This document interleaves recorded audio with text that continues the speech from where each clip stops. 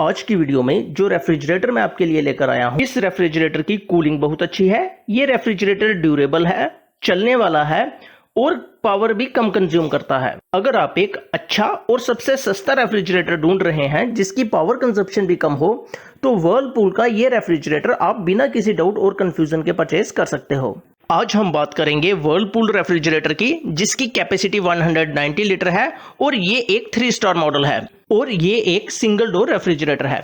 Single door refrigerator purchase करने से पहले सिंगल डोर रेफ्रिजरेटर से जुड़ी हुई कुछ पॉजिटिव और नेगेटिव बातों का आपको पता होना चाहिए। पॉजिटिव बात यह है कि single door refrigerator cost effective होते हैं, इसलिए अगर आप एक सस्ता रेफ्रिजरेटर चाहते हो तो आपको सिंगल डोर रेफ्रिजरेटर ही परचेज करना चाहिए। और नेगेटिव बात यह है कि आपने इस रेफ्रिजरेटर को हर एक दिन छोड़कर दूसरे दिन डीफ्रॉस्ट करना है। अगर आप ऐसा करोगे तो आप महसूस करोगे कि आपके रेफ्रिजरेटर में से डीफ्रॉस्ट करते समय पानी बहुत ज्यादा बाहर नहीं आता, क्योंकि आजकल अच्छे रेफ्रिजरेटर्स में कंप्रेसर के ऊपर एक प्लास्टिक कंटेनर दिया रहता है। जब हम फ्रिज को डीफ्रॉस्ट करते हैं तो फ्रीजर में जो आइस पिघलती है उसका पानी इस प्लास्टिक कंटेनर में डिपॉजिट हो जाता है। अगर हम एक दिन छोड़कर दूसरे दिन फ्रिज को डीफ्रॉस्ट करेंगे तो इस कंटेनर में थोड़ा पानी आएगा और कंप्रेसर की हीट से ये पानी इवेपोरेट हो जाता है। लेकिन अगर हम बहुत दिनों के बाद डीफ्रॉस्ट करेंगे तो हमारे फ्रीजर में ज्यादा बर्फ होगी और ज्यादा बर्फ के पिघलने से इस कंटेनर में ज्यादा पानी आएगा। लेकिन कंप्रेसर की हीट इतनी ज्यादा नहीं होती कि वो ज्यादा पानी को इवेपोरेट कर सके, इसलिए उस केस में हमें मैन्युअली इस कंटेनर को एम्प्टी करना पड़ेगा, जो थोड़ा सा अनकंफर्टेबल होता है। इसलिए मैं स्ट्रांगली रिकमेंड करूंगा कि अगर आप सिंगल डोर रेफ्रिजरेटर परचेज करते हैं तो आपने इस रेफ्रिजरेटर को एक दिन छोड़कर दूसरे दिन डीफ्रॉस्ट जरूर करना है। अब हम बात व्हर्लपूल के इस चीप एंड बेस्ट रेफ्रिजरेटर की करते हैं। इस रेफ्रिजरेटर का सबसे यूनिक फीचर है कि इसमें हमें इंसुलेटेड कैपिलरी टेक्नोलॉजी दी गई है और इस टेक्नोलॉजी की वजह से पावर कट के केस में भी ये रेफ्रिजरेटर हमें 9 घंटे तक कूलिंग दे सकता है। लेकिन आपने इस बात का ध्यान रखना है कि पावर कट के केस में जितना कम हो सके आपने इसके डोर को उतना कम बार खोलना है। अगर हम बार बार इसके डोर को खोलेंगे तो जो ठंडी हवा होगी वो बाहर निकल जाएगी। उस केस में ये रेफ्रिजरेटर 9 घंटे तक कूलिंग नहीं दे पाएगा। इसलिए अगर आप चाहते हैं कि पावर कट के केस में भी इस रेफ्रिजरेटर में रखी चीजें 8-9 घंटे तक ठंडी रहें तो जितना कम हो सके इस रेफ्रिजरेटर के डोर को उतनी कम बार खोलें। अब हम बात इस रेफ्रिजरेटर की स्पेसिफिकेशन की करते हैं।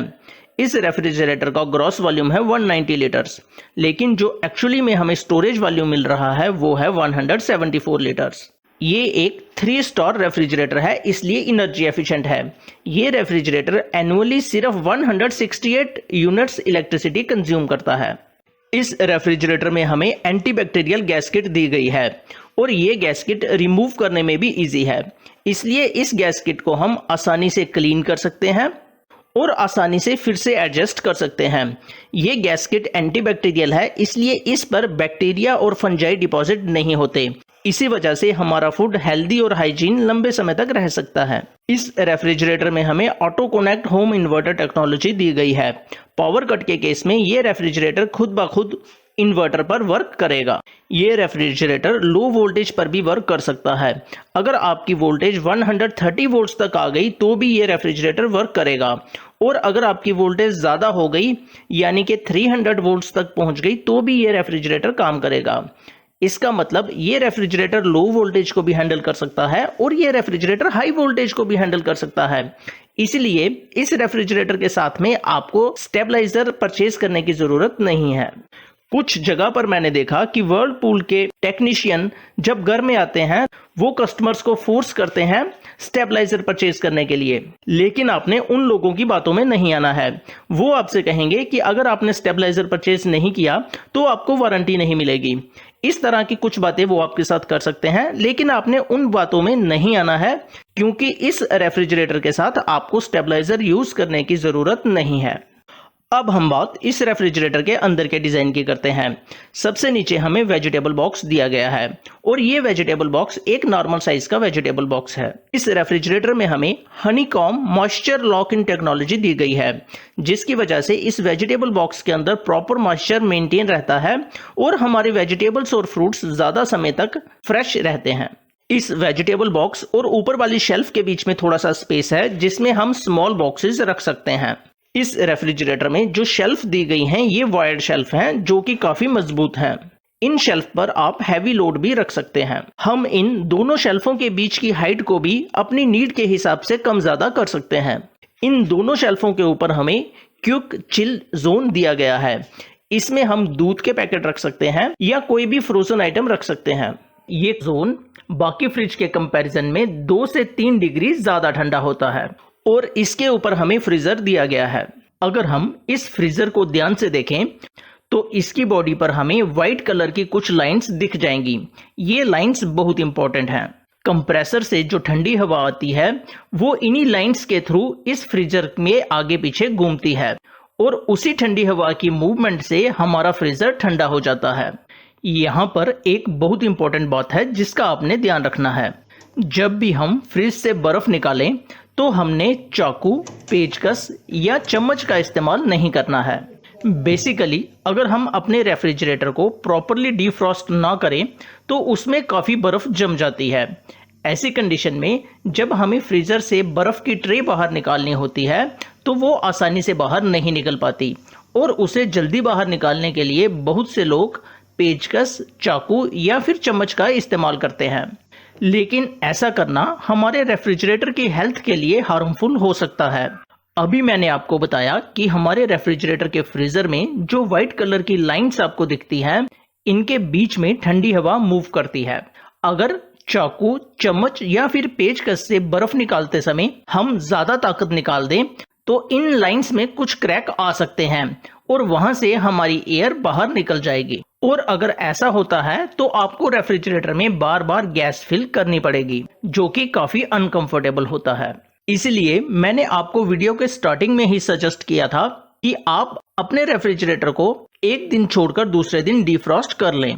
अगर आप ऐसा करते हो तो आपके रेफ्रिजरेटर के फ्रीजर में ट्रे के बाहर बर्फ डिपॉजिट नहीं होगी और बर्फ की ट्रे को फ्रीजर में से बाहर निकालना आसान होगा। फ्रीजर के बाहर हमें व्हाइट और ग्रे कलर के कॉम्बिनेशन में एक नॉब दी गई है और इस नॉब के साइड पर 1 to 7 तक काउंटिंग लिखी गई है। इसे समझना बहुत इंपॉर्टेंट है।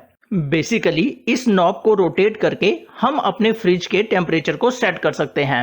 अगर हम इस नॉब को 1 पर सेट करते हैं तो हमारा फ्रिज सबसे कम कूलिंग करेगा और अगर हम इस नॉब को 7 पर सेट करते हैं तो हमारा फ्रिज सबसे ज्यादा कूलिंग करेगा। तो सर्दियों में हमें इस नॉब को 1 पर एडजस्ट कर देना चाहिए। मानसून सीजन में हम इस नॉब को 3 पर एडजस्ट कर लेंगे और समर्स में हम इस नॉब को 6 पर एडजस्ट कर सकते हैं ताकि हमें प्रॉपर कूलिंग मिल सके। और जब हमें डिफ्रॉस्ट करना हो तो हमने इस ग्रे कलर की नॉब को अंदर को प्रेस करना है। एक बात का और ध्यान रखें कि आप जहां पर भी इस रेफ्रिजरेटर को रखोगे, इस रेफ्रिजरेटर की बैक साइड और दीवार के बीच में थोड़ा सा डिस्टेंस रखना है।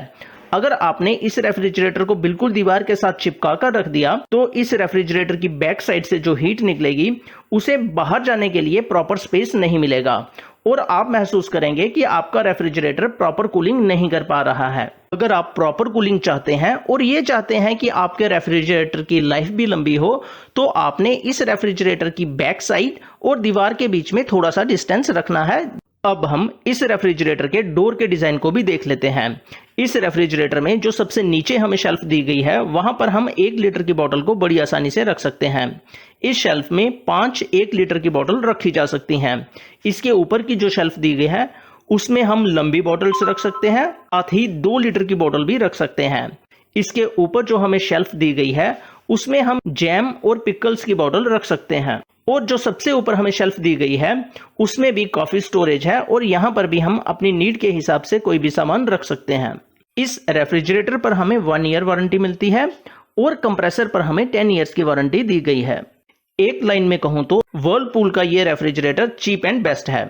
अगर आप एक सस्ता और टिकाऊ रेफ्रिजरेटर ढूंढ रहे हैं तो आप इस रेफ्रिजरेटर को बिना किसी कंफ्यूजन और डाउट के डिस्क्रिप्शन में दिए लिंक से परचेज कर सकते हो। लेकिन डिस्क्रिप्शन में जाने से पहले इस रेफ्रिजरेटर के कुछ पॉजिटिव और नेगेटिव पॉइंट्स देख लेते हैं। पहला पॉजिटिव पॉइंट ये है कि वर्लपूल का ये रेफ्रिजरेटर फीचर्स के हिसाब से अपनी कैटेगरी में सबसे सस्ता है और इस रेफ्रिजरेटर में डोर के स्पेस में जो ऑप्टिमाइजेशन की गई है वो भी बहुत अच्छी है। बाकी फ्रिजेस के डोर में मुझे इतनी अच्छी ऑप्टिमाइजेशन नहीं लगी। इस रेफ्रिजरेटर का सेकंड पॉजिटिव पॉइंट ये है कि ये रेफ्रिजरेटर बहुत कम नॉइस प्रोड्यूस करता है और इसकी कूलिंग एफिशिएंसी बहुत अच्छी है। अगर मैं नेगेटिव पॉइंट्स की बात करूं तो इस रेफ्रिजरेटर की इंस्टॉलेशन के लिए जो टीम आपके घर में आएगी वो आपको स्टेबलाइजर सेल करने की कोशिश करेगी। वो आपसे कहेंगे कि अगर आपने स्टेबलाइजर परचेज नहीं किया तो आपको वारंटी नहीं मिलेगी, लेकिन ये झूठ है। इस रेफ्रिजरेटर के साथ हमें स्टेबलाइजर परचेज करने की जरूरत नहीं है, यानी कि वारंटी क्लेम करने के लिए आपको स्टेबलाइजर परचेज करने की जरूरत नहीं है। तो इंस्टॉलेशन टीम का अनप्रोफेशनल एटीट्यूड एक ड्रॉबैक है। अब आप इस रेफ्रिजरेटर के रख रखाव, इसके पॉजिटिव और नेगेटिव पॉइंट्स के बारे में सब कुछ जानते हैं। अगर आप इसे परचेज करना चाहते हैं तो डिस्क्रिप्शन में दिए लिंक से इसे परचेज कर सकते हैं। अगर आप चैनल पर पहली बार आए हैं तो चैनल को सब्सक्राइब करें और बेल आइकन को प्रेस करें ताकि आपको आने वाले वीडियोस की नोटिफिकेशन मिल सके। अगर ये वीडियो आपको अच्छी लगे तो वीडियो को लाइक करें। Thank you.